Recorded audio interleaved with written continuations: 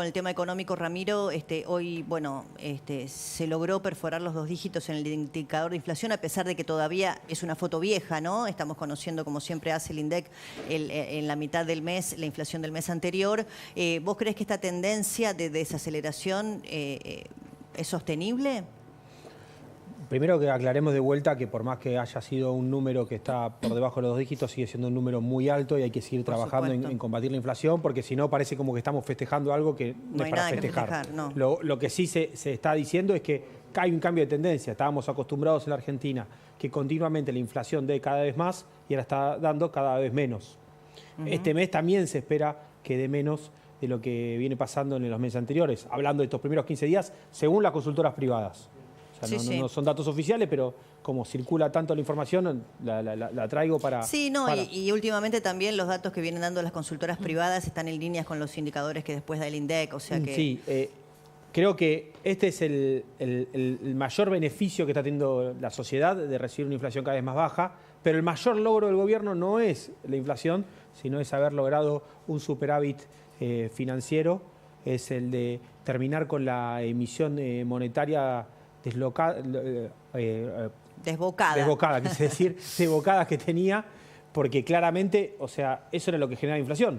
Lo dijimos, esto es una cuestión de que dejen pasar los meses. Nos dejaron una bomba, nos explotó, pero pudimos evitar que esas esquirlas terminen generando mayor daño, que haya una hiperinflación, y ese es también un logro que hay que destacar. Esto podría haber sido muchísimo peor.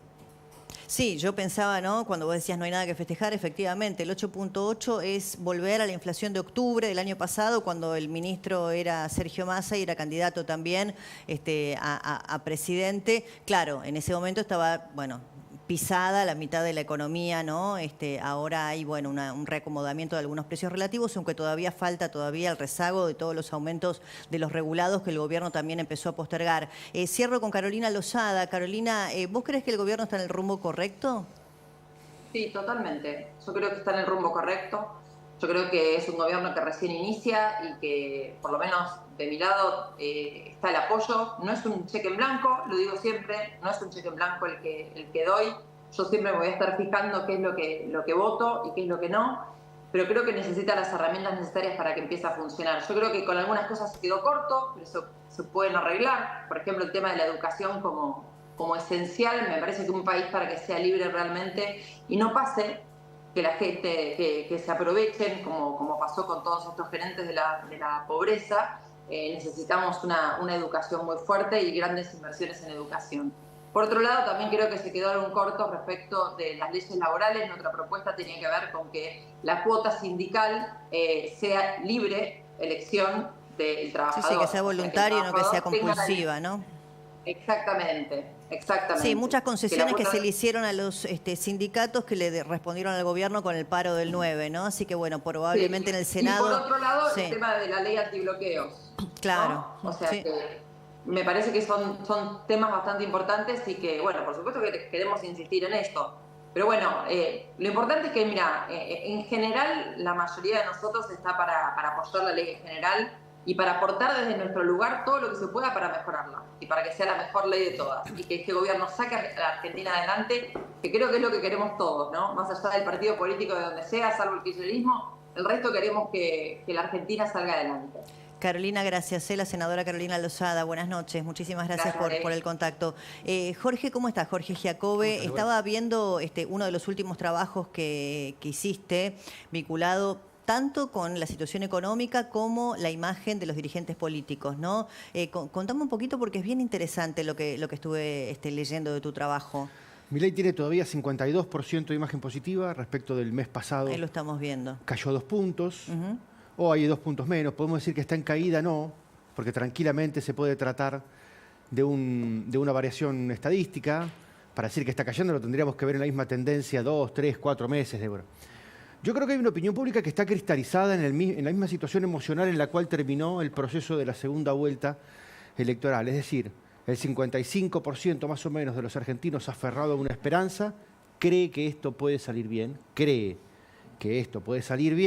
y el 45% que fue capaz de votar a Massa con tal de no votar a Milei, cree que esto va a salir mal. Lo importante es que es un sistema de creencias. Ninguno de los dos públicos sabe lo que va a pasar. Unos creen una cosa, otros creen otra cosa. Es más fácil vivir... Ambos sufren la crisis, Débora. Es más fácil vivir una crisis si vos estás esperanzado con que esa crisis va a tener un sentido. Es más soportable. Es más soportable que el 45% de los argentinos que además de vivir la crisis creen que esto es para mal y que Milei es la suma de todos sus miedos y de todos los daños posibles, ¿no? En definitiva, Milei no depende del sistema político, no depende de los gobernadores, no depende de cuántos senadores y cuántos diputados tenga para aprobar la ley. Milei está sujeto, la suerte de Milei está sujeta a dónde está la frontera de dolor tolerable del pueblo argentino, Débora. Vos hiciste una pregunta también en relación a la situación económica. Claro, porque ahí está el punto. Que es bien interesante. No sé si la tenemos, Flor, para compartirla, porque ahí refleja un poco esto que vos estás diciendo, ¿no? Exactamente. Cuando, la pregunta concreta, ¿cuál era que vos hacías? Bueno, hicimos básicamente dos. La primera nos muestra que hay un 32% de gente que... Ahí está. La primera barra, 32% de la gente diciendo que el esfuerzo es absolutamente insoportable, ¿no? El esfuerzo que propone el gobierno con esta crisis económica. Ahora, cuando lo cruzamos sabemos que eso es kirchnerismo. Lo tenés que descartar porque era absolutamente obvio que opinaran eso. El 55% que votó Milei está en las otras dos barras, Débora, básicamente. En el 25% que dice que el esfuerzo es muy pesado, la pregunta que me hago ahí es ¿a cuánto están de la frontera de dolor tolerable? ¿No? ¿Cuánto oxígeno les queda en el tanque? Y otro 28% que dice que el esfuerzo es algo pesado. Esos parece ser que tienen todavía un poquito más de aguante. Por eso te digo que este es el principal problema de Milei. No cuán liberales son los argentinos, no cuán chico grande es el Estado, sino cuánto dolor podemos soportar. De alguna manera Milei se puso en el lugar de un kinesiólogo que le dijo a la población, muchachos vengan, que son 48 sesiones, les va a doler. Y si se bancan las 48 sesiones, entonces está la solución. Bueno, vamos por la quinta. La gente que eligió al kinesiólogo todavía cree que se la banca. Vamos a ver si llega hasta el final. Ahora, es interesante, Camilo, como economista, ¿no? ¿Vos crees que el gobierno va a encontrar un piso, ¿no?, respecto de la B corta que preanuncian, o tendremos un escenario quizá de una recesión más prolongada? ¿Cuánto de esta baja de la inflación está vinculada con lo monetario, que es el trabajo que recién destacaba Ramiro que está haciendo el gobierno respecto de las cuentas públicas? ¿Y cuánto es de recesión, de desaceleración de la economía? Mira, en parte obviamente que tiene que ver un poco con la recesión, pero esto es algo bastante común en cualquier proceso de intento de baja de la inflación. En general suele ir acompañado inicialmente con una caída de la actividad económica. Lo relevante es lo que ocurra después, y yo creo que el gobierno, en la medida en que pueda mantener el superávit fiscal, está sentando buenas bases para que la economía empiece a recuperar. De hecho, si bien los datos de actividad que se han conocido son bastante malos, se empieza a ver que en algún lugar, probablemente entre marzo y abril, se puede haber tocado fondo. Hay algunos indicadores que cuando uno compara mensualmente empiezan a mejorar. Y esto, en la medida en que la inflación pueda bajar, se va a potenciar. De hecho, nosotros en la consultora, en CIT, para el mes de mayo, creemos que la inflación puede estar todavía abajo de la de abril, te diría por abajo del 5%. Y recordemos que en abril lo que se llama la inflación núcleo fue 6,3%. Sí. O sea que este es un dato, diría, más relevante tal vez que el 8,8%. Sí, incluso algunos relevamientos marcan que, claro, los que tienen el salario registrado, ¿no?, los trabajadores en relación de dependencia, que lamentablemente son los menos, ¿no?, porque hay una enorme cantidad de, cuentapropistas, monotributistas, autónomos, y ni hablar de la economía en negro, pero los trabajadores en relación de dependencia, los que tienen trabajo registrado, habían logrado por primera vez estar por encima de la inflación, ¿no? Exacto. En el mes de marzo, un indicador que se llama RIPTE, que se usa muchas veces como representante del salario formal, que creció 14% cuando la inflación había sido del 11%. O sea que es una pequeña señal.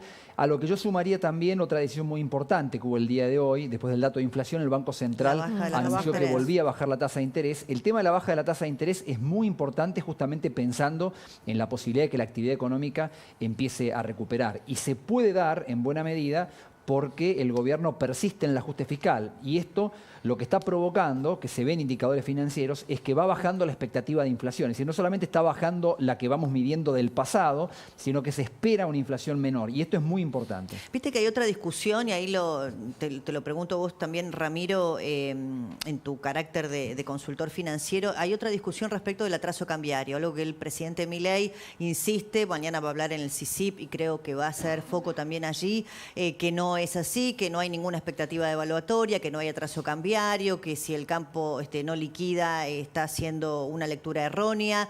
Sin embargo, bueno, hay muchos que sostienen que hay una expectativa devaluatoria en este contexto económico. ¿Vos cómo lo ves, Ramiro?